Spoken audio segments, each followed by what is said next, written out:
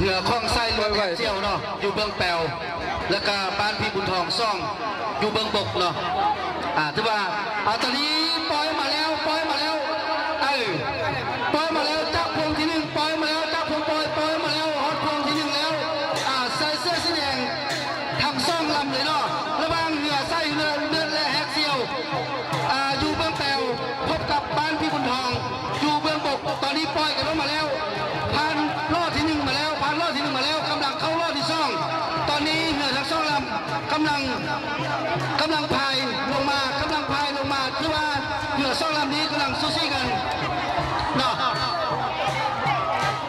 เอาตอนนี้เขาส่วนพงที่สามแล้วที่ว่าเผื่อเบื้องแปวกำลังนี่เผื่อเบื้องแปวกำลังนี่คือไส้เนื้อแฮกเซียวกำลังนี่พี่บุญทองซ่องไม่ยอมกันนำจนหมอพวงที่สี่พวงที่สี่ใครจะได้